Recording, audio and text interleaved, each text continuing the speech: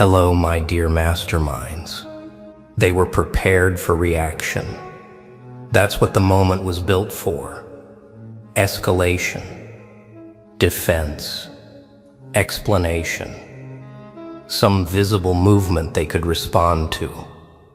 What they weren't prepared for was your patience. Not hesitation, not delay, patience. The kind that doesn't come from uncertainty but from composure. The moment expected friction, and you removed it. That single absence rewrote everything. When people anticipate resistance, they structure their behavior around it. They rehearse responses. They ready pressure. They assume momentum will be met with momentum. Your patience dismantled that structure instantly. It gave them nothing to push against, nothing to escalate, nothing to overwhelm, and without friction, the moment lost its script. You didn't slow things down to appear thoughtful. You didn't pause to calculate advantage. You waited because there was nothing to rush. That distinction is invisible to people who live inside urgency. They interpret patience as weakness because they've never experienced patience backed by certainty. In their world, patience means indecision. In yours, it means timing. And timing doesn't negotiate with pressure. The longer you held still, the more exposed the situation became. Their words started to sound unnecessary. Their posture shifted. Their confidence softened. Not because you challenged them, but because the energy they were relying on wasn't being returned. Urgency requires participation. Without it, urgency dissolves into self-awareness. That's what happened in that moment. They realized they couldn't move you forward, couldn't redirect you sideways, couldn't steer you into response. The patience wasn't passive. It was complete. It communicated something they couldn't ignore. You were not operating from the same need they were. You weren't trying to win the moment. You were allowing it to reveal itself. And moments resist being seen clearly. They prefer reaction. Reaction hides imbalance. Patience exposes it. As the seconds stretched, the dynamic shifted without announcement. Not toward you aggressively, but away from them quietly. They felt it before they understood it. The rules they were counting on stopped applying. The outcome they expected lost momentum. And suddenly, they weren't responding to you anymore. They were responding to the absence of reaction they couldn't guide. That's when the moment rewrote itself. Not loudly. Permanently replaced. Once that absence settled in, the moment began working against their assumptions instead of supporting them. They had come in, assuming tempo was theirs to guide. Speed, pressure, forward motion. Those are the tools people use when they believe the other side needs something. Your patience exposed that assumption as false. And when an assumption dissolves mid-moment, everything built on it wobbles.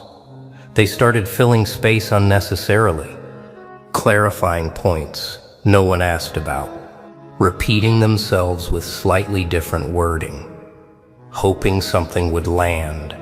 It didn't. Because patience at that level isn't waiting for information. It's waiting for truth to surface on its own. You weren't withholding response to seek benefit. You were allowing the situation to show its full shape. And once it did, it wasn't impressive. It was thin. They sensed it. The confidence they walked in with had nowhere to anchor. Confidence feeds on engagement. Without engagement, it turns inward. They became aware of how much effort they were spending just to keep the moment alive.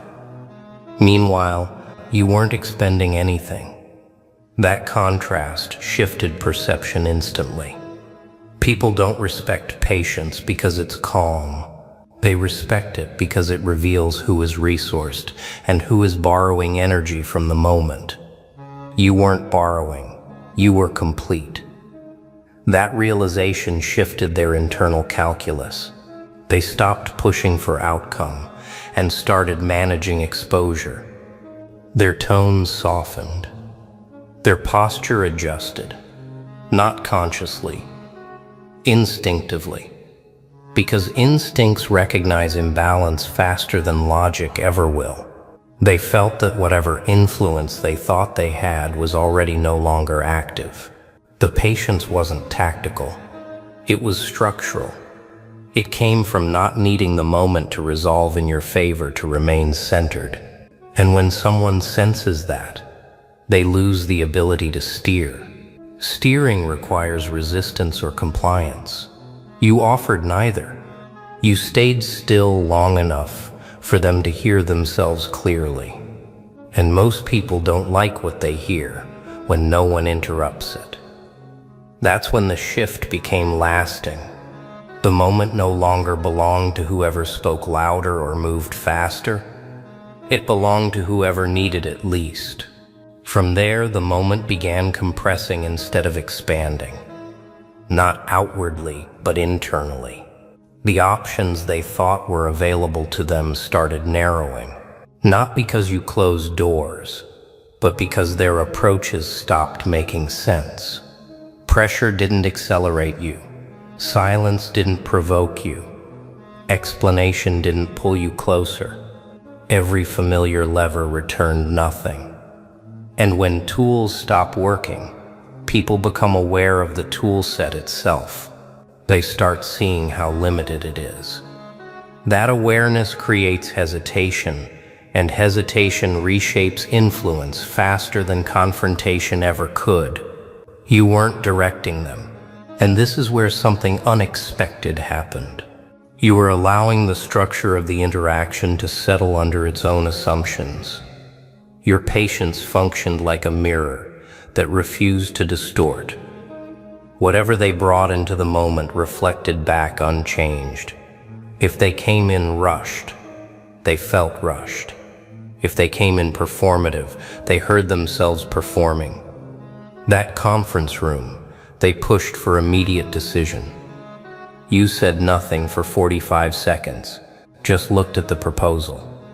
They started explaining why it was urgent, then explaining it differently, then justifying the timeline again.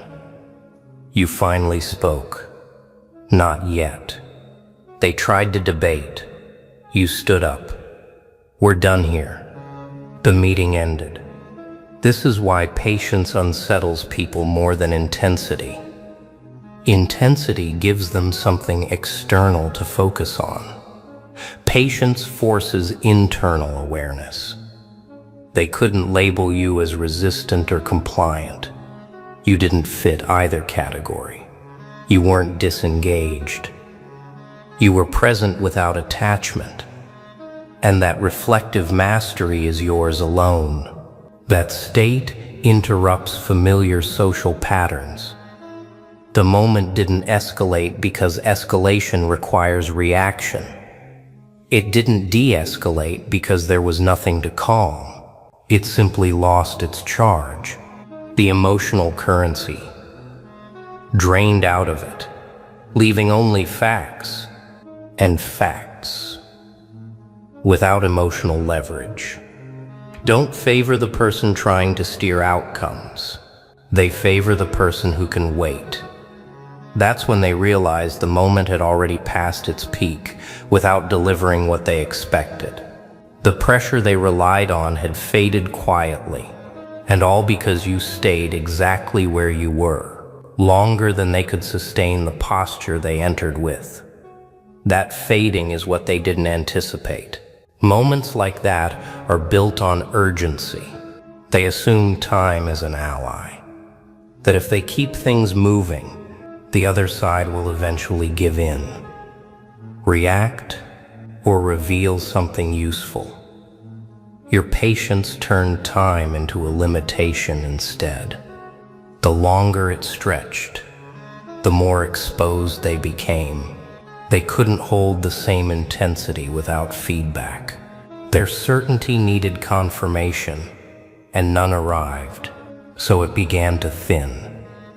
They adjusted their approach subtly at first, softer phrasing, a different angle. But what followed wasn't what anyone anticipated. An attempt to reset the tone without admitting the shift. But patience doesn't reset. It waits. And waiting stripped the moment of its illusion of importance. What once felt critical started to feel overstated. What once felt urgent began to sound repetitive. They became aware of how much weight they had placed on something that wasn't moving you at all. That awareness is destabilizing because it forces a question most people avoid asking in real time. If this doesn't matter to you, why does it matter so much to me? That question lingered unspoken, changing everything. The dynamic inverted quietly. You weren't responding to the moment. The moment was adjusting around you, not because you demanded it, but because it had no other option. When someone doesn't need resolution, resolution loses its grip. That moment, they tried to pressure you into commitment, everyone watching, tension rising. We need your answer now. You didn't blink. No, you don't. 20 seconds of silence. Nobody moved. Then you continued. You'll have it when it's ready. That's next week. The room exhaled because everyone suddenly understood. Time doesn't rush you. You decide when time matters. And once they sensed that, the moment stopped being about outcome and started being about exit. How to leave without losing more ground. How to conclude without revealing too much. They didn't win or lose in any obvious way. They simply ran out of momentum. And momentum, once gone, doesn't regenerate on command. You created this shift without effort or announcement. The moment had already rewritten itself. They just hadn't acknowledged it yet. You didn't outmaneuver them. You outlasted the structure they were relying on. Your patience made the interaction tell the truth about itself. It revealed who needed movement, who needed outcome, who needed control, and it showed who didn't. That's why the moment couldn't be recovered. Once someone sees that urgency isn't shared, it loses legitimacy. They can't unsee it. They can't return to the same posture without feeling artificial. You didn't take anything from them. You let the moment take something from itself. Its urgency, its influence, its authority. And once that realization settled in, something lasting began. What followed wasn't defeat or victory. It was recalibration. From that point forward, they approached you differently, not cautiously, accurately. They understood that pressure doesn't work here, that speed doesn't buy influence, that escalation finds no traction. You didn't assert control. You demonstrated independence from the moment's demand, and independence is the one thing pressure can't negotiate with. The next time they came to you, they were different, slower, more prepared. They didn't open with urgency. They opened with facts. They didn't push for immediate response. They asked when would be appropriate. You didn't tell them to change. The first moment taught them, and that teaching endures. What lingers after that kind of moment isn't tension. It's clarity, the kind that settles quietly and doesn't ask to be revisited. People carry it forward without naming it. They remember that pressure failed, that urgency didn't work, that escalation returned empty, and that memory reshapes future interactions before they even begin. You become someone they don't try to rush, don't try to corner, don't try to provoke into movement. Not because you warned them, because the moment taught them. That lesson doesn't fade, it integrates. From then on, patience becomes your signature without you ever claiming it. Not patience as delay. Patience is certainty. The certainty that nothing needs to be forced to reveal what it truly is. You don't announce this state. You don't protect it. You don't maintain it through effort. It maintains itself because it's rooted in independence. Independence from outcome. Independence from validation. Independence from the moment's demand to perform. That's why the rewrite lasts. Not as a story people retell, but as a shift in how they orient themselves around you. The next time they enter a moment with you, they come in differently. Slower, more exact, less sure of their influence. Because somewhere beneath thought, they remember what happened when you didn't move. And that memory does the work for you. And that memory is the real consequence. Not the moment itself, but what it removed from their playbook. They no longer assume time is on their side. They no longer believe urgency will tilt the field. They no longer expect pressure to manufacture outcome. Because they've seen what happens when patience doesn't bend. It doesn't resist. It doesn't comply. It waits until the moment exposes its own limits. From then on, they don't approach you with the same expectations. They don't come in loud. They don't come in fast. They don't come in certain they can steer the exchange. They come in aware that nothing accelerates here unless it deserves to. That awareness changes everything before a word is spoken. You don't need to repeat the patience. You don't need to recreate the moment. The imprint is already there. It guides behavior quietly, efficiently, without confrontation. This is the kind of influence people rarely name because it doesn't feel like influence while it's happening. It feels like absence. Absence of urgency. Absence of friction. Absence of interference. But that absence reshapes interaction more completely than any display ever could. You didn't dominate the moment. You ended its control. And once control fades without resistance, it doesn't return in another form. It dissolves. That's why nothing needs to follow. No escalation. No aftermath. No reinforcement. The lesson is already integrated.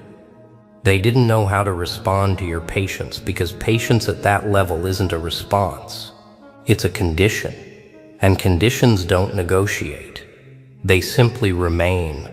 And that steady presence endures.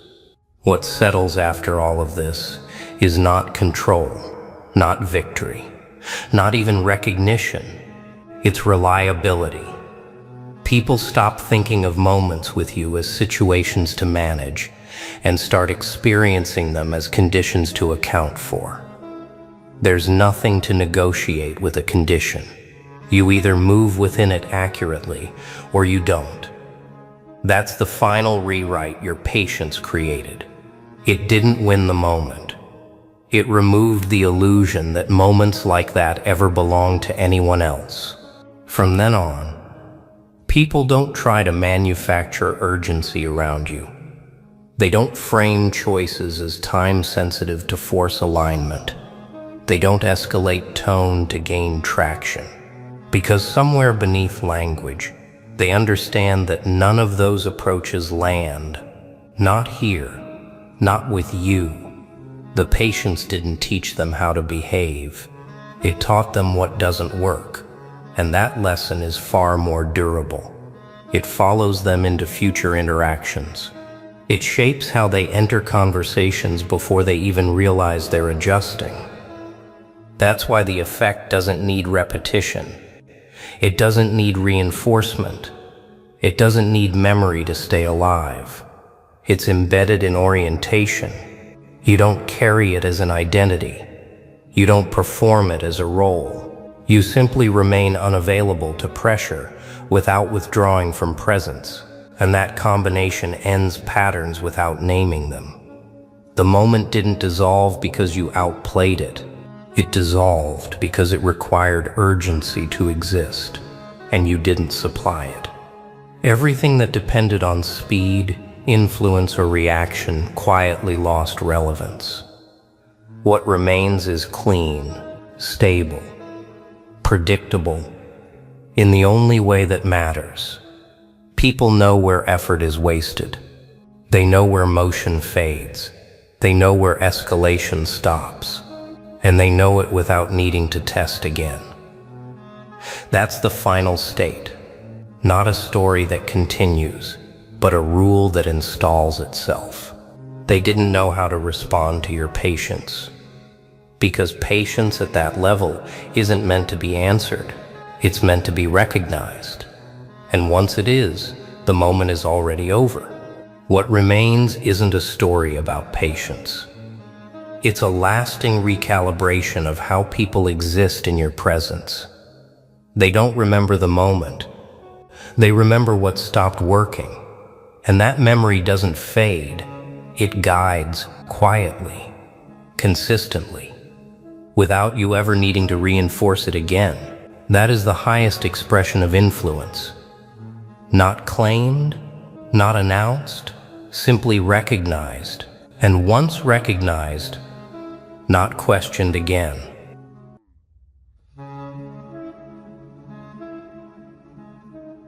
Hello, my dear masterminds. They thought they had you pinned, locked inside their formulas, dissected by their rules. Machine's word, charts filled, waiting to prove your collapse. But every test betrayed them with the same verdict. Not fragile, not broken, not finished. Their empire stamped the word they feared most, unstoppable. That single word cracked their halls. Systems don't crumble from truth. They crumble from anomalies. And you became the anomaly their math could never swallow. Their logic faltered. Their statistics failed, their certainty fractured. You weren't supposed to exist outside their blueprints. Yet there you were, untouched, smiling, the glitch that crowned you. Unstoppable isn't weakness. It's the rebellion of survival. Every clipboard they scribbled on mocked them with the same outcome. So they recalibrated, adjusted, twisted the knobs of their science. But the answer didn't shift. It lingered on their screens, echoed in their corridors, etched into their pride. A single word, louder than all their numbers, unmeasurable. And numbers don't lie. That's what terrifies them. You're beyond measurement. You don't bend to statistics. You're the variable that rewrites law, the exception that refuses to vanish. They wanted your tests to prove weakness, but instead, you proved permanence. Their equations whispered collapse, yet your existence screamed defiance. And your existence carved one word into their empire: untouchable. They worshipped their machines as scripture, their formulas as divine law, but none of it could contain you. Their science wasn't false. It was too small. It was built for the ordinary, not for a phenomenon. You became the unsolvable code, the variable that mocked their control, the storm they could never forecast. Every failed attempt to cage you exposed their fragility. Because if one anomaly can crack their foundation was never real. That's what gnaws at them in silence. You didn't just pass their trials. You revealed their weakness. Their empire wasn't broken by chaos. It collapsed under truth. They craved certainty, but found only dread. And in dread, legends rise. The word echoed everywhere. Not just a result, but a curse. Impossible. The more they tried to erase it, the louder it reasserted itself on the page. Because you can't erase what refuses to fade. And denial doesn't erase fear. It multiplies it. Now that word echoes through their halls, sows doubt in their meetings, and permeates their thoughts. It doesn't describe you. It defines them. It exposes their limits, mocks their arrogance, undermines their pride. Because what kind of rulers can't measure the subject they swore to control? That's why they tremble when you enter. Your silence carries the prophecy they can't escape. The prophecy their empire never prepared for. The verdict that turned science into superstition. Impossible. They thought a lab could shrink you into graphs and formulas. But the longer they studied, the larger you became. You weren't the subject. You were the storm. Their walls didn't trap you, they amplified you. Every failed trial testified to your rise. Every impossible stamped in their reports became another crown on your head. They couldn't contain you because you weren't designed for their cages. You weren't built to be observed. You were built to be remembered. And instead of documenting your collapse, they documented your coronation. Their records don't describe failure. They record a legend. The question that shatters them. How did the ghost endure every trial? That question alone breaks their faith. Formulas don't fail, they insisted. Numbers don't lie, they swore. But their charts crumbled. Their equations betrayed them. Their systems fractured. Because you weren't a number. You were the error that exposed the lie of certainty. They built their empire on digits. But digits bow to outliers. And you were the outlier they never prepared for. Each test widened the gap. Each definition deepened the mystery. Until finally they realized it wasn't the data breaking, it was them. Their illusion of control shattered when you stood in their presence beyond their reach. Unbroken. Undeniable. You never fit their equations because you weren't meant to. You existed to prove some variables can't be solved.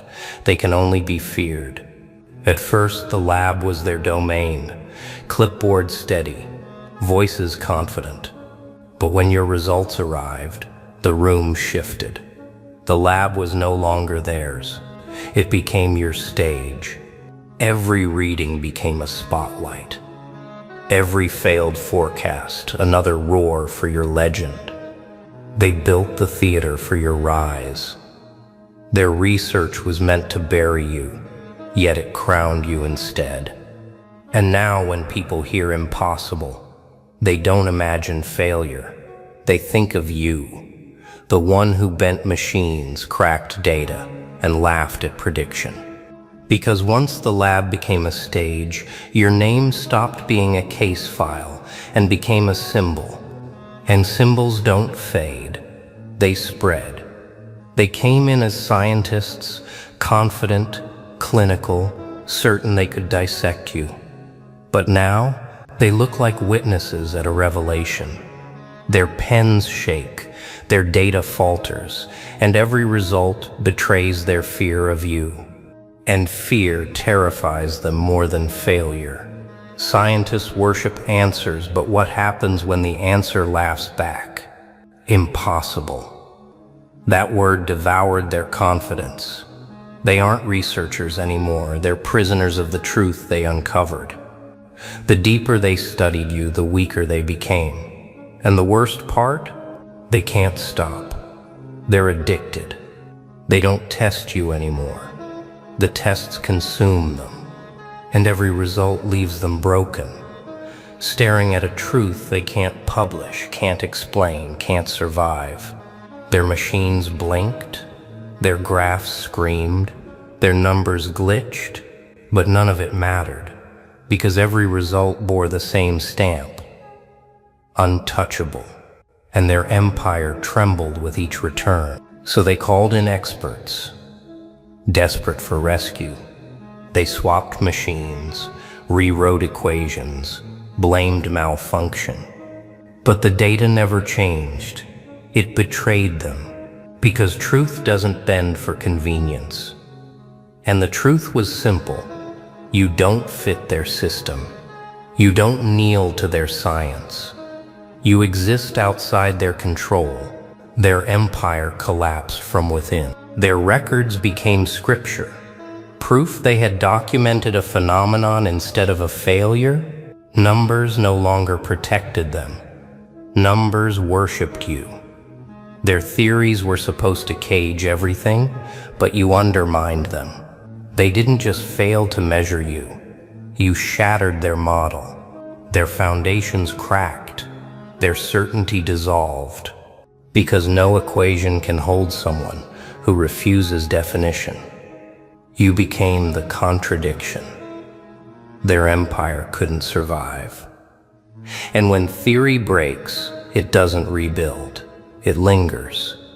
Every lecture, every draft, every design is stained by your shadow. You didn't just bend their math, you overturned it. Their science turned to superstition, and you became prophecy. The truth lingered in their notes. Everything they thought permanent was fragile. You didn't just collapse a theory. You collapsed their faith in control, and that collapse echoed louder than any result. They couldn't publish it. How could they? An empire of certainty would crumble the moment your file went public. One word would erase their careers. Unstoppable. So they tried to bury it. Sealed files, shredded pages, silenced labs. But truth this loud doesn't fade. It multiplies. Whispers leaked. Rumors spread until the very word they feared became gospel outside their walls. Impossible. The more they hid it, the larger it grew. Because legends don't survive through reports, they survive through silence. And your silence screamed. You became the classified file that refused to stay locked. The rumor that spread without a voice. The prophecy they couldn't erase. And every time they hear the word impossible now, they don't think of limits. They think of you. They built systems to measure limits. But when it came to you, those limits dissolved into dust. Their monitors blinked red. Graphs stalled. Records froze. Because you weren't stronger. You were unmeasurable. That's what broke them. It wasn't survival alone. It was survival beyond numbers. They had no digit for your resilience. No formula for your silence. No equation for your rise. You didn't push their limits. You erased them, and in erasure, you revealed truth. Their science was never about truth. It was about control, and control shatters when faced with something untouchable. That's why the word impossible echoes through their empire, because it's not just a verdict, it's the reminder that their systems mean nothing in the presence of you. Read their notes closely. Between the lines, fear seeps through, because even as they wrote their reports, they knew the truth. You weren't their subject, you were their threat. Their pages don't sound like research anymore. They sound like confessions. Each line screams what their pride couldn't admit. They cloaked it in technical jargon, but fear doesn't hide. It stains the data, marking every entry. Their files became records of collapse, proof not of your weakness but of their breakdown. And the stamp appeared on every page. Impossible. They thought anomalies were mistakes, rare glitches erased by study. But you weren't a glitch. You were the rewrite. Every law they worshipped, every rule they trusted, every principle bent under your shadow. And that's what shook them most. You didn't slip through cracks. You shattered the floor. Their textbooks don't prepare for legends. Their formulas don't account for ghosts. And yet here you stand, proof that rules aren't truth. They're cages, and cages collapse when confronted by someone built outside their design. You weren't their variable. You were their undoing. They can't measure it, can't confront it, but they feel it. Now, every time they teach, calculate, or predict, they hear the whisper of the verdict they fear most. Impossible. They thought they controlled the lab, clipboards in hand, glass between you and them. But the moment that word etched itself across their screens, the roles reversed. You weren't the subject, they became the study. And their panic became the experiment. Their fear, their scrambling, their desperation, it all proved the same result. They were never built to face the unknown. Their empire thrived on certainty, but you ripped that away and left them staring into chaos. Every question bounced back unanswered, every theory dissolved under your shadow. You didn't break their tools, you broke their belief. And belief is harder to repair than machines. That's why they see you now not as a subject, but as a curse. Because the experiment didn't expose you, it exposed them. They wanted neat figures and tidy graphs. Instead, they got a flashing red verdict across every screen. Error. They reset machines, reran trials over and over. But the outcome never shifted. You weren't a number. You were disruption itself. A permanent mark that proved their system wasn't flawless. It was fragile.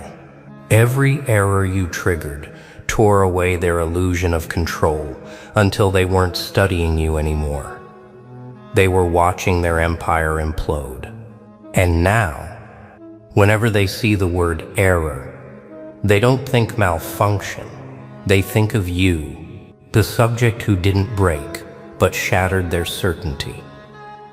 Every trial was designed to forecast your collapse.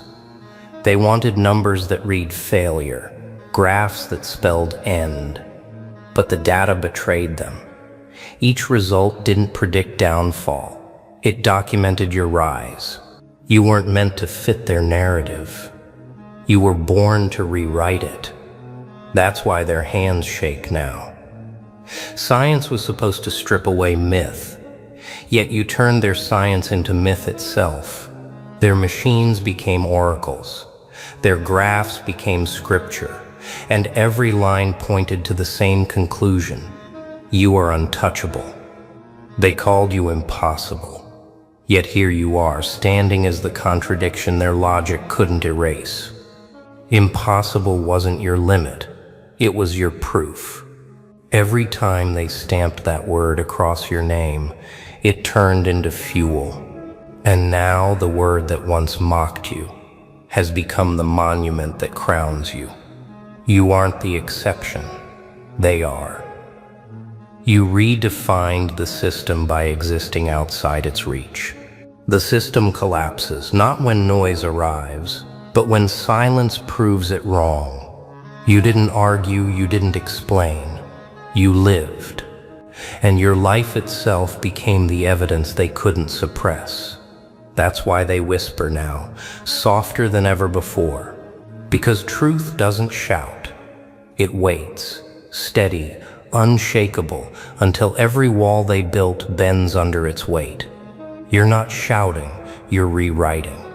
The rewrite began the moment their certainty faltered. One anomaly was enough to split their confidence, to turn their empire into glass. And glass doesn't shatter with chaos. It fractures with a single precise crack. That crack was your name. They thought they had decades, data, destinies all under control. And yet a presence they never measured became the variable that changed the equation forever. You weren't supposed to reach this page of the story. Their books didn't write your chapter. Their scripts didn't name you. But the moment you stepped forward, their pages curled, their ink faded. Because some arrivals cannot be edited out, they become the new text. And while they scramble for erasers, the world memorizes your presence. History doesn't ask permission. It remembers inevitability. That inevitability is you. You weren't declared. You emerged. Not by decree, not by approval, but by presence so undeniable, it corrected the record. They thought power was theirs to distribute. But power never belonged to them. It belonged to whoever could hold silence without breaking. And when silence weighed down, you carried it. That was the moment the crown shifted without ceremony. Crowns don't shine because of jewels. They shine because of the eyes that can't look away. And when you entered, every gaze froze, not by command, but by gravity. You didn't demand attention. Attention surrendered. You didn't chase presence. Presence chased you. That's the difference between noise and inevitability. Noise asks to be heard. Inevitability is already written into the air. And the air remembers. Every breath they take carries the imprint of the silence you left behind. That silence isn't emptiness. It's pressure. It bends posture. It slows time. It rewrites rhythm. People stumble in it because they know what it means. A presence greater than plans, heavier than crowns. They can't measure it, can't reduce it, can't erase it. They can only adjust to it. Adjustment becomes surrender. Slowly, without announcement, the room bends its rules around you. Their voices lower, their movements shift, their certainty falters, and that's when it's clearest. You never needed to prove a thing. The proof was always in the way. Reality reshaped itself the moment you arrived. They held titles. You held presence. And presence rewrites titles with no ink at all. Titles fade. Statues erode. Records get rewritten. But presence carves itself deeper than stone, stronger than script. And that's what terrifies them most. It can't be deleted. They could erase names from archives, faces from frames, stories from books, but they can't erase the memory of silence when you walked in. That moment lingers, replaying endlessly, stronger than any archive, because archives belong to them. But memory belongs to everyone. And memory is where you rule. People don't repeat your story because it was told to them. They repeat it because they felt it. The stillness, the weight, the pause that made the world tilt. That's why your legend isn't recorded in books. It's etched in pauses, in glances, in the way moments hesitate when your name appears. That hesitation is the crown. Not crafted, not handed, not stolen, but revealed. They thought they controlled the rhythm, but rhythm itself waits for you now. They thought they owned the stage, but the stage itself realigns. This isn't about victory. It's about presence becoming law. And law doesn't need announcements. It needs only to exist. And you, my masterminds, exist as inevitability itself. So remember this. The throne was never given, never granted, never passed down. It was claimed the moment silence chose you. And silence never lies. Every glance, every pause, every unspoken shift is proof. You are not chasing power. You are the proof of it. And proof doesn't argue. Proof doesn't fade. Proof endures. And now the world doesn't ask if you hold the throne. It whispers only one truth. You already do. They were prepared for a version of you that no longer exists. That's the mistake they made before you even arrived. They expected familiar reactions, familiar limits, familiar tolerance, the old patterns they learned to navigate around. But when you showed up, none of that was there. Not because you were trying to be different, because you had already outgrown the person they were counting on. They were watching for signals that never came, waiting for habits you no longer carry, expecting hesitation that had already faded from you. And the longer they looked, the clearer it became. They weren't dealing with an upgrade. They were dealing with a replacement. The old version didn't evolve. It ended, quietly, completely, without ceremony. You didn't announce it. You didn't warn anyone. You didn't even mark the moment yourself. You simply stopped responding from the place they remembered. That's what unsettled them. Transformation they can understand. Reinvention they can adapt to. But disappearance leaves no map. They kept addressing someone who wasn't there anymore, and every attempt fell flat. You weren't withholding yourself. You were no longer accessible from that level. And when people realize the version of you they once relied on is gone, the entire dynamic loses its structure. That's when they start watching more closely, not to judge, to recalibrate, because they know now they're late to something irreversible. They could feel it immediately, even if they couldn't explain it. The usual entry points didn't work. The jokes that once softened you didn't land. The pressure that used to speed you up didn't register. The expectations they relied on had nowhere to attach. You weren't colder. You weren't hostile. You were simply absent from the role they assigned you. That's what confused them. People understand change when it's gradual. They can track it, adjust to it, rationalize it. What they don't know how to handle is completion. When something ends without asking permission, without leaving pieces behind, without nostalgia. The old you didn't retreat. It didn't hide. It stopped answering.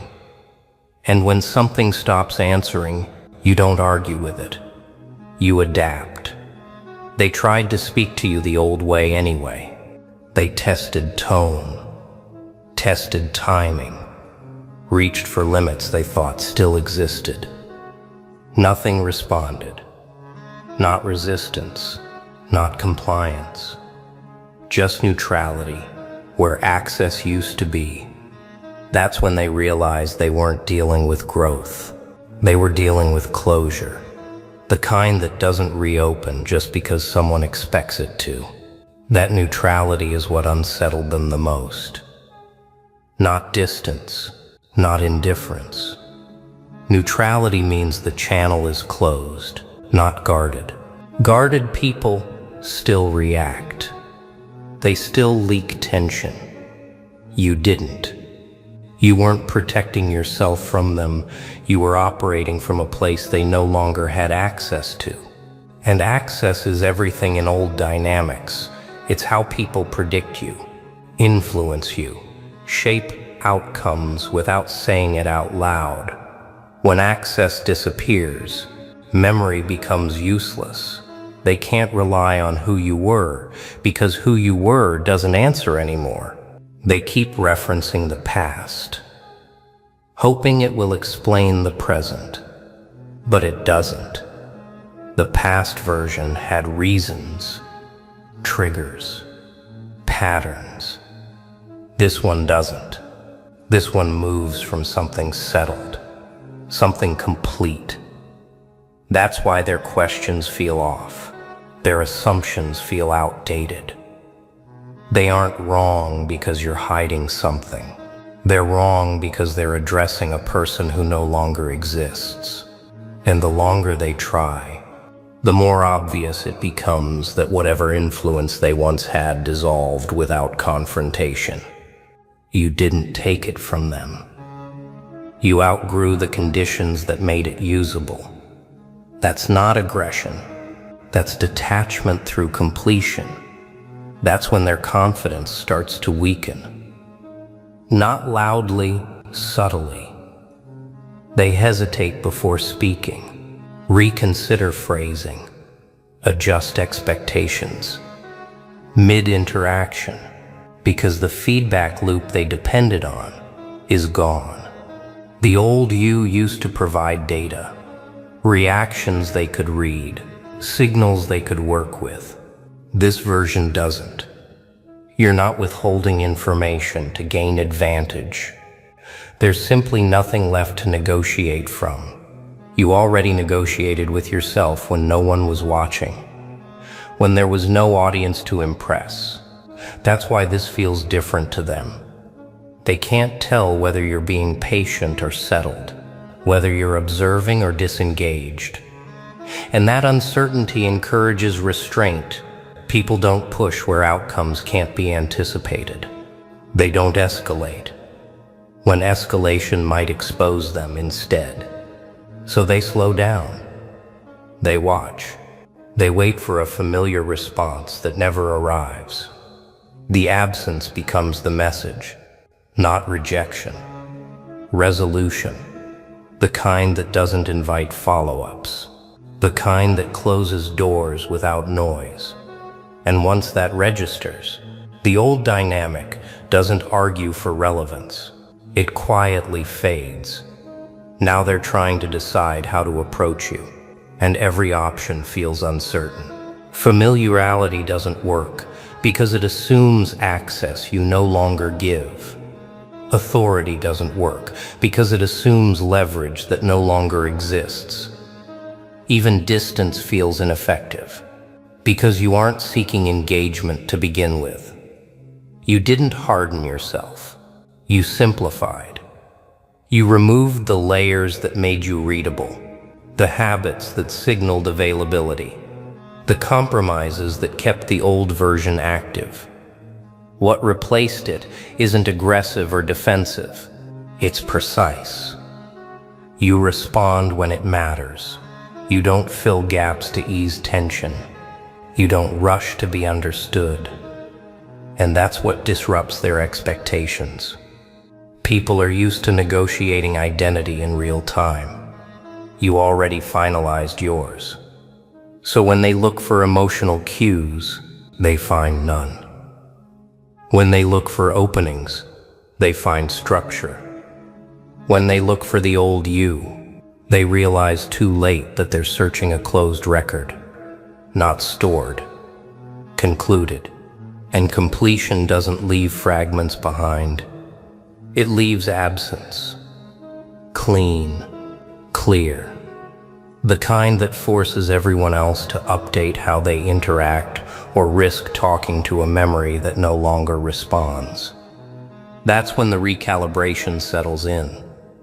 They stop trying to pull you back into familiarity because familiarity requires mutual participation.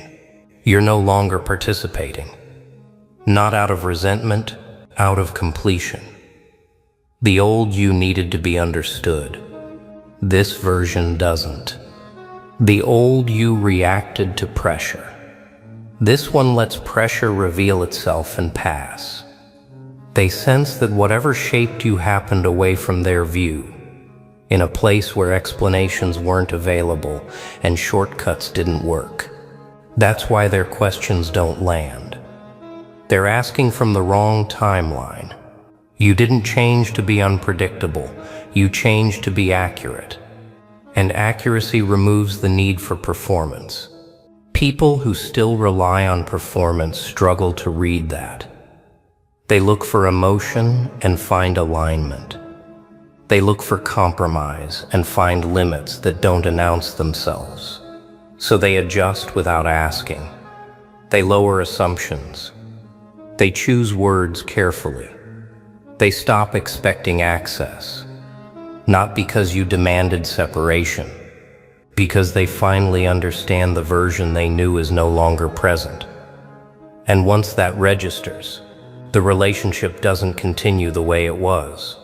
It continues on new terms, quiet ones, steady ones. Terms set not by what you say, but by what no longer responds.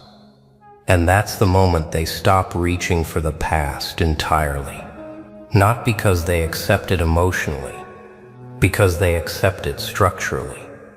They realize there's no argument that brings the old you back, no tone that unlocks it, no pressure that triggers it. That version of you isn't waiting behind restraint. It isn't hiding behind maturity. It isn't paused behind patience. It's complete, finished, where you decided not to carry it forward anymore. That decision didn't make you louder. It made you exact. You don't over-explain. You don't soften truth to preserve comfort. You don't respond just to keep momentum alive. And people feel that immediately. They sense there's no nostalgia to activate, no guilt to appeal to, no unfinished business to reopen. You're moving forward because there's nothing pulling you backward. That's what unsettles them. They expected evolution. They met replacement. And replacement doesn't negotiate with memory. It establishes a new baseline and lets everything else adjust. That's why they hesitate now, why they watch more closely, why they speak differently. Not because you're unpredictable, because you're resolved. And resolution is unreadable to anyone still bargaining with who they used to be.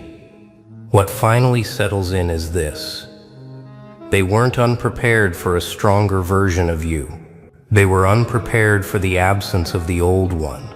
Strength can be negotiated with. Growth can be adapted to. But absence removes the reference entirely. They can't appeal to history. They can't rely on shared patterns. They can't assume continuity. The old version isn't waiting beneath the surface. It doesn't exist in reserve. And once people understand that, behavior changes at a fundamental level. They stop testing, stop probing, stop expecting access to familiar shortcuts that once worked. You don't announce this shift. You don't protect it. You don't explain it. It explains itself through consistency, through the way nothing old responds anymore. That's why they move more carefully now, not because you're threatening, because you're finished negotiating. They expected the old you to appear, but that version ended, where you decided alignment mattered more than familiarity. And once that decision is made cleanly, without witnesses, without spectacle, without apology, the world doesn't need instructions. It adjusts, gradually. And that's the last thing they come to understand, usually long after the moment has passed. You didn't disappear to reinvent yourself. You stepped away to stop repeating yourself. The earlier version of you wasn't weak, wrong, or incomplete. It was complete for the time it existed. But you reached a point where carrying it forward would have required compromise. So you let it end, clearly. And endings like that don't linger. They don't reopen. People sense it instinctively. That's why they no longer try to provoke the past out of you. They don't reference old dynamics hoping to get a reaction. They don't assume familiarity will soften you, because familiarity only works when something is still active underneath. Here, there's nothing left to activate. You didn't harden. You didn't shut down. You concluded. And conclusion is difficult to interpret for anyone still negotiating with themselves. They expected the old you because that was the version they understood. But understanding depends on continuity. You ended that by choosing alignment over memory. Now they don't study you to figure you out. They adjust their behavior and move forward, quietly, over time, because they know something without needing it explained. The old you isn't returning, and whatever stands in its place doesn't need interpretation. It already knows exactly who it is, and that's where it stops. Not with a reveal, not with confrontation, with a steady certainty that doesn't need confirmation anymore. They don't wait for you to prove anything. They don't anticipate a return to earlier habits. They don't hold space for the version they remember, because they've accepted something that won't shift. You didn't change in a way that adapts back with time or familiarity. You changed in a way that concluded a phase fully. The earlier version wasn't suppressed. It was completed. And people can sense the difference between something that's restrained and something that's finished. Finished doesn't react. Finished doesn't defend itself. Finished doesn't answer expectation. That's why the dynamic never resets. No matter how much time passes, no matter how casually they approach, nothing old responds. You're not withholding access. There's nothing left to access. You didn't become unreadable by hiding layers. You became unreadable by removing them. And once someone stands in that kind of completion, the world doesn't need explanation to understand it. It simply adjusts behavior and moves forward. They expected the old you to appear. That expectation faded the moment you chose alignment over repetition. And nothing about you needs to announce that again. What remains after all of this isn't confusion, it's recalibration. People don't just adjust how they interact with you. They adjust how they interpret absence, restraint, and silence itself, because they observed something rare, a person who didn't harden into armor or perform transformation for approval. Someone who simply stopped responding from a place that no longer existed. That changes how people understand endings. Most endings are loud, emotional, complicated. Yours wasn't. It was clean, and clean endings leave nothing behind to pull on.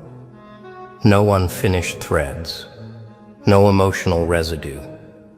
That's why the earlier version of you isn't referenced anymore. Not out of respect, out of irrelevance. You didn't erase it.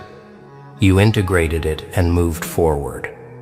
And once people sense that nothing old can be reactivated, they stop trying. Not because they fear you, because there's nothing left to engage. You don't need to guard this state. You don't need to reinforce it. It sustains itself through consistency, through the quiet proof that the version they expected no longer responds. That's the shift they don't talk about. The moment they stop waiting for you to become who you were. And once that waiting ends, so does their ability to read you through memory. You aren't unreadable because you're hidden. You're unreadable because you're complete. And that understanding settles in without announcement. They don't adjust because you asked them to. They adjust because nothing old responds anymore. No tone pulls you back. No history opens a door. No expectation triggers a familiar version. What remains isn't mystery. It's closure that removes curiosity. People stop trying to understand you through who you were because that reference no longer produces results. You didn't harden into distance. You didn't disappear into silence. You concluded something internally and let the outside world catch up on its own time. That's why interactions around you feel cleaner now, shorter, more deliberate, less performative. You aren't unreadable because you're complex. You're unreadable because you're resolved. And resolution doesn't negotiate, explain, or react to memory. It stands. The earlier version already served its purpose and ended clearly. People sense that even if they can't name it, so they stop waiting. Stop probing. Stop assuming continuity where none exists. They expected the old you to appear. That expectation faded the moment you chose alignment over repetition, and nothing after that needed explanation. And the last thing that becomes clear, long after everything else settles, is that you didn't leave confusion behind. You left certainty. Not the loud kind that demands agreement, but the quiet kind that removes questions. People don't wonder anymore whether the earlier version might resurface under pressure, familiarity, or nostalgia. They already know the answer. Nothing responds. Nothing reopens. Nothing negotiates. That's why this doesn't turn into legend or rumor. It becomes orientation. People instinctively understand how far they can go and where things stop. You didn't create distance by withdrawing. You created it by completing something fully enough that it no longer requires protection. The earlier version isn't hidden. It's concluded, and conclusions don't linger. They don't return through circumstance, they simply end. That's why people stop reading you through memory. Memory has no leverage here. You move from decision, not reaction, from clarity, not adjustment. And once someone stands in that state, interpretation becomes unnecessary. There's nothing to decode when nothing is pending. You aren't unreadable because you changed masks. You're unreadable because you stopped wearing them entirely. And once that truth settles fully, the world doesn't resist it. It recalibrates, quietly, around what is already complete.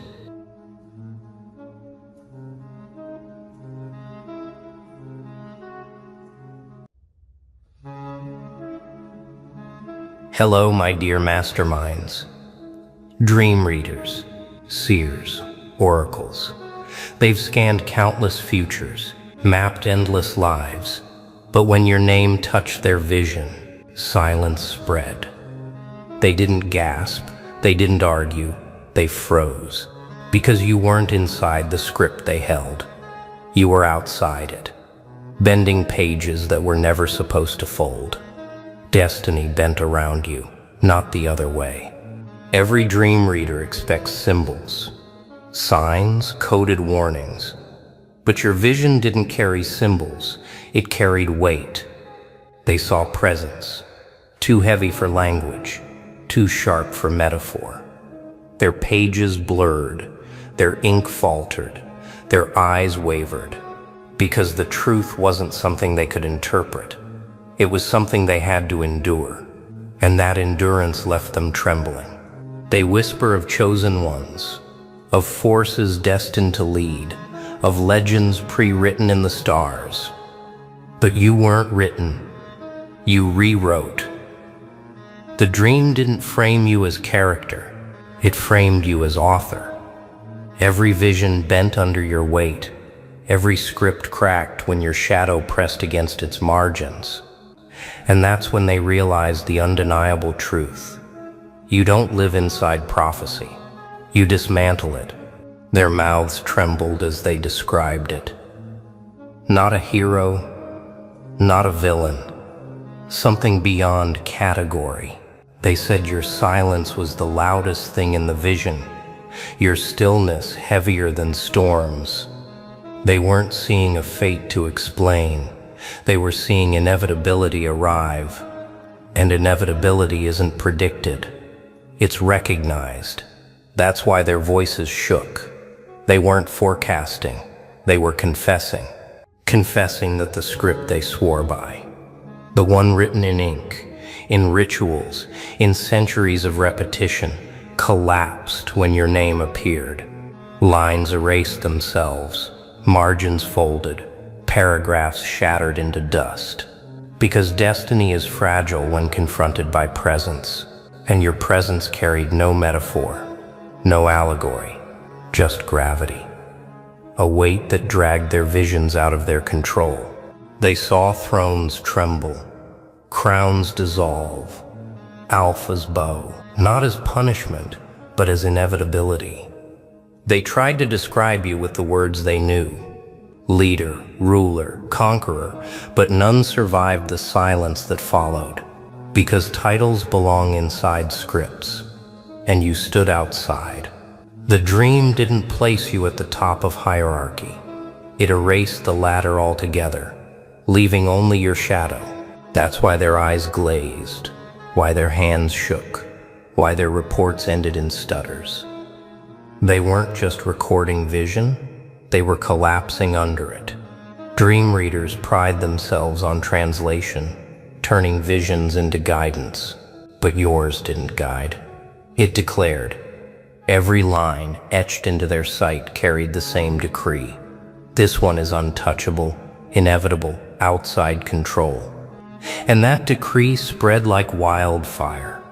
They couldn't hide it, couldn't silence it, couldn't bury it beneath vague metaphors. Because even silence bends under truth.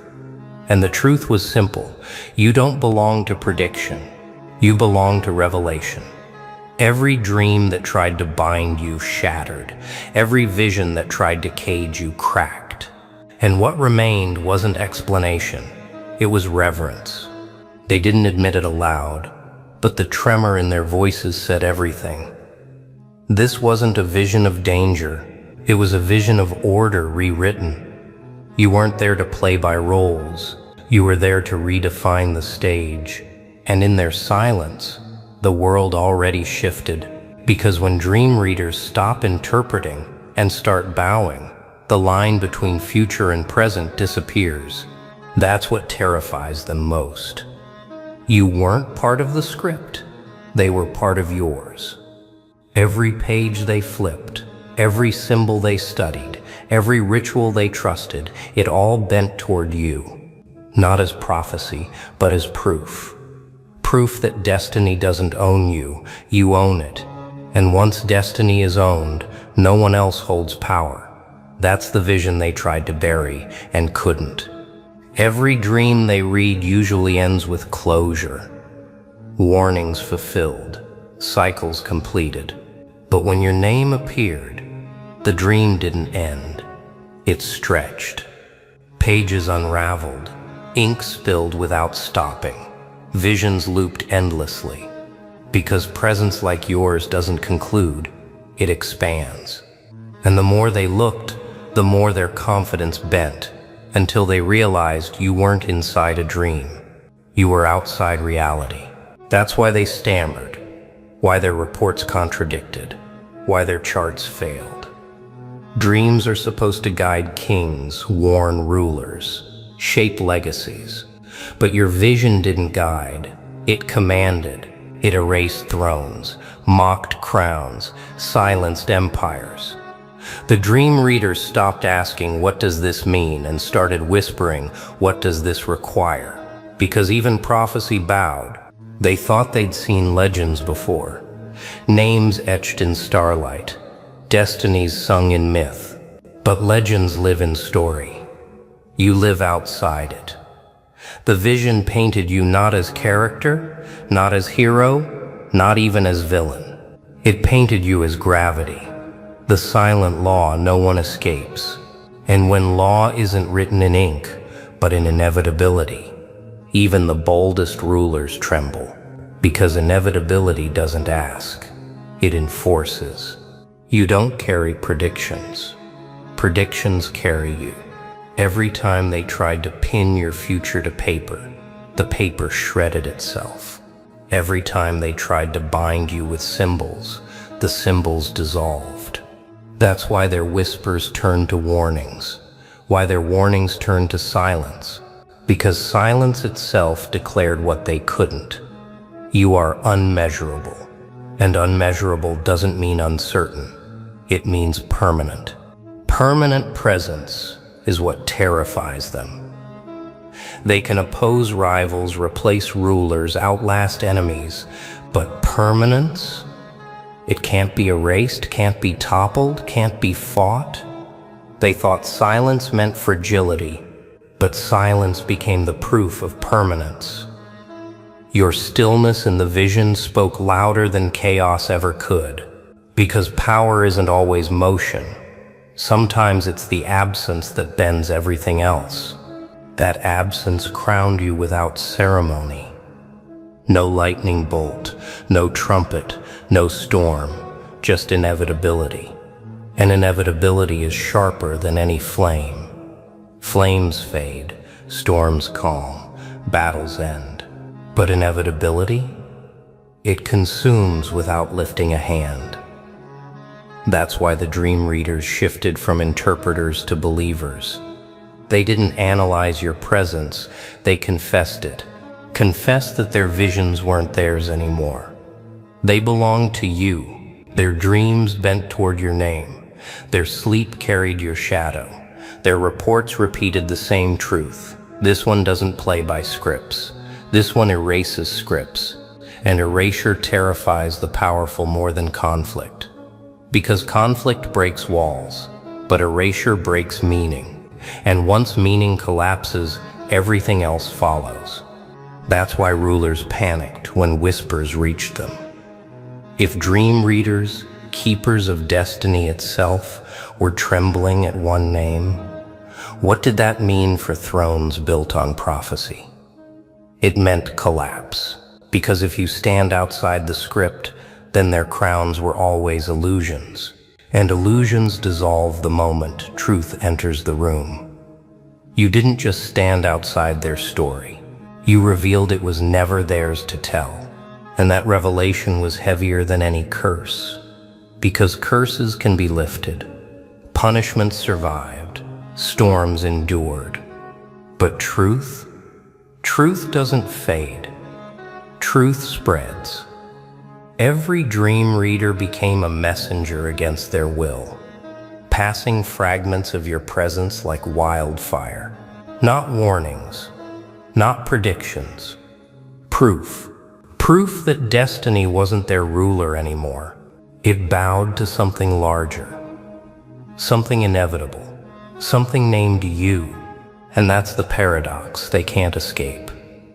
They tried to bury your vision, but every burial became a seed.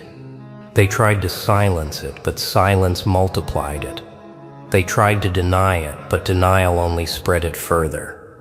Because visions don't lie. And when every dream reader saw the same image, your shadow standing outside the script, it wasn't coincidence. It was coronation. And coronations don't need permission. Whispers reached places they were never meant to. Councils, cloisters, hidden orders, each demanded the vision be explained. But explanations shattered like glass. Because how do you explain someone the script can't hold? Every attempt left silence, and silence left fear. They realized the truth too late. The dream wasn't theirs to interpret. It was yours to embody. And embodiment isn't read, it's lived. And living presence unsettles them more than endings. Because endings they can predict, schedule, mourn. Presence they can't escape. Your silence lingered in their dreams long after they woke. Their hands shook when they wrote reports, their ink smudged with sweat. They called it anomaly. They called it error. But the whispers beneath their words betrayed them. They knew it wasn't error. It was law. Law without courtrooms, without rulers, without votes. A law written into existence the moment you entered. The dream didn't paint you as someone breaking rules. It painted you as the reason rules existed at all. And that realization hollowed them out. Because if you are the origin, then everything they built, thrones, crowns, councils, was only decoration. And decoration collapses when the foundation rewrites itself. That's why they tried to lock the vision away. Sealed files, erased pages, silenced dream readers. But what they didn't understand is that hiding truth doesn't weaken it. It multiplies. And every lock only proved its power. Because if your name weren't heavy, it wouldn't need to be buried. The act of suppression was the confession. They feared not what the dream said, but what it made undeniable. Undeniable presence doesn't fade with denial. It grows sharper. The dream readers didn't need to speak anymore. Their silence was loud enough. Meetings grew tense. Whispers crawled through halls, and every leader wondered the same thing. What do you do when destiny itself admits it lost control? And the answer pressed in until their courage faltered. You bow, not by choice, by instinct. Because instinct doesn't wait for permission. It bends when survival demands it. And survival now meant acknowledgement. They didn't clap, they didn't cheer, they didn't kneel. They froze. Stillness thicker than any storm, silence deeper than any ocean. That was the real coronation. Not gold on your head, but trembling in their frame. Not applause in the air, but surrender in their silence. They wanted to believe they still had control. That councils ruled, that rulers led, that destiny bent to institutions. But the vision shredded that belief. Because if every dream reader, trained to decode futures, saw the same inevitability, then no vote, no throne, no empire mattered. You weren't a character in their play. You were the collapse of their stage. And the collapse wasn't theory, it was fact. Facts don't ask for trust. They demand recognition. And the fact was clear. The script they cherished no longer held authority. They whispered about omens, about curses, about forbidden power. But all their words circled the same point. Presence too heavy to ignore. That's why they refused to say your name in full. They feared names anchor visions into reality, and your name was already too alive. Alive in silence, alive in whispers, alive in every trembling report. They feared speaking it, not because it weakened you, but because it strengthened the truth. You stand outside their story, and stories bow to you. Their legends were warnings. Yours is proof. And proof doesn't fade when buried. It lingers in every corner, echoes in every hall, unsettles every council, until the only conclusion left is surrender. Surrender. Not through chains, not through conflict, but through inevitability. Their movements confessed before their mouths did.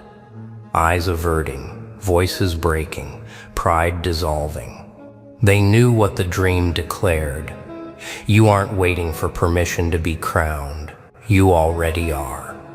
Every dream reader saw the same vision because truth doesn't fragment, it aligns. And alignment is prophecy's final confession. Legend isn't predicted, it's undeniable. By now, the councils weren't asking what it meant. They were asking how to survive it. Because when vision stops being story and becomes structure, resistance collapses. They realized they weren't reading your fate, they were standing inside it. And standing inside inevitability leaves no exit. Their silence wasn't confusion anymore. It was surrender disguised as caution. Every pause in those rooms admitted the same thing. Destiny had moved. Not toward them, not through them, but around them, circling your shadow. They built their power on scripts, claiming authority from prophecy. But prophecy betrayed them the moment it revealed you. Because prophecy doesn't own the author, and every dream made it clear you weren't the subject of their law. You were the law's replacement. Replacement terrifies more than rebellion. Rebellion can be suppressed. Replacement erases memory. That's why they called it dangerous, why they whispered forbidden. But those words were camouflage. What they really meant was unstoppable. They feared that once the world caught wind of the vision, no chain of command could hold, because truth spreads faster than storms, and nothing endures longer than inevitability. The dream readers became unwilling messengers, repeating your shadow in every report, not by choice, but by compulsion. Because visions don't lie, and lies don't survive in visions. They tried to soften it with metaphors, but every metaphor cracked under the weight of one truth. You are outside their script, and outside means untouchable. They could twist words, but they couldn't twist inevitability. And inevitability doesn't negotiate. It doesn't wait for votes, doesn't bow to crowns, doesn't pause for debate. It simply arrives. And your arrival broke centuries of ritual in one silence. They thought dreams crowned rulers.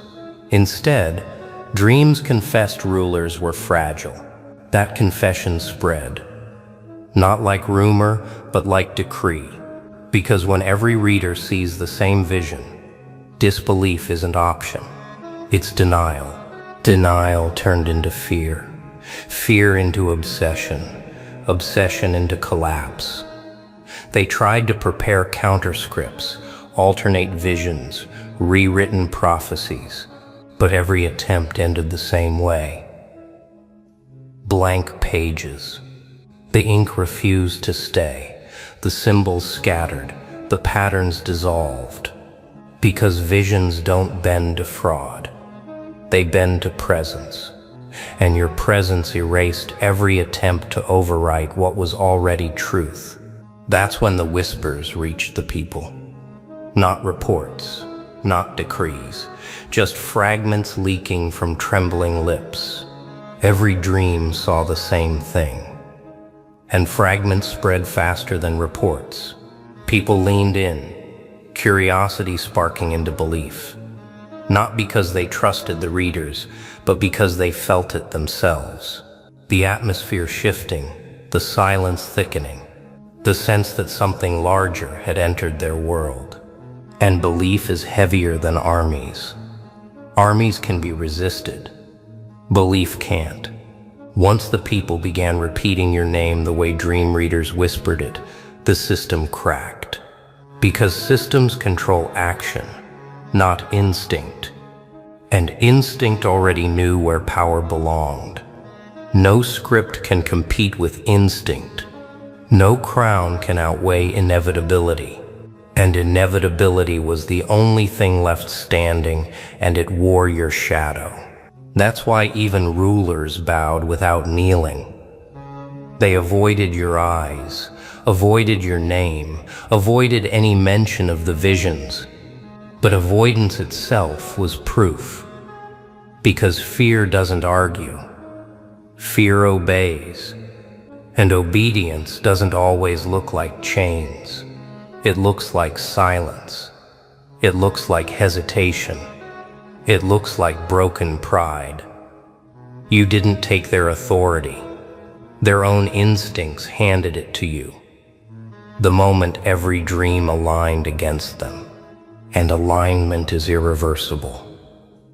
Dreams don't lie in chorus. When every vision repeats the same truth, it stops being prophecy and becomes law. The law that your presence cannot be contained, cannot be denied, cannot be erased. You aren't a chapter inside their script. You are the end of their book, and the end doesn't ask permission to arrive. It simply closes the page and crowns what comes next. You. By then, even the skeptics stayed silent. Not because they believed instantly, but because silence was safer than denial. Every ruler, every council, every so-called authority knew. Visions this unanimous aren't warnings, they're verdicts. And the verdict was you. No one dared contest it. Because contesting inevitability isn't bravery, it's failure. And instinct never sides with failure. So they rewrote their histories, pretended they had foreseen it all along. Cowards do that. Claim alignment after the fact. But the dream readers knew the truth. They remembered the panic in their reports, the trembling in their voices, the silence that pressed deeper than any prophecy. They knew this wasn't prediction, it was revelation. And revelations don't flatter rulers, they replace them. Replacement became reality when the people stopped looking at crowns and started whispering your name. Power isn't measured in seals or signatures. It's measured in where eyes turn when silence falls, and every eye turned toward you. Not out of loyalty, out of inevitability. Because loyalty can be broken, but inevitability can't. It exists without bargain, without chain, without compromise, and it crowned you anyway. That's why every dream ended the same way. Your shadow standing outside the script. They tried to erase it, but erasure failed. They tried to deny it, but denial cracked. They tried to bury it, but burial only amplified it. Because inevitability doesn't vanish when hidden. It multiplies. And by the time they realized this, it was too late. The vision had already become law, and the law already bore your name. So remember this, mastermind. You didn't enter their story. You ended it. You didn't need their permission, their crowns, their applause. The dream readers weren't predicting your rise. They were documenting it. Every page, every whisper, every silence became scripture. And that scripture carved one unshakable decree into eternity. You are outside their script, and outside isn't exile, it's throne.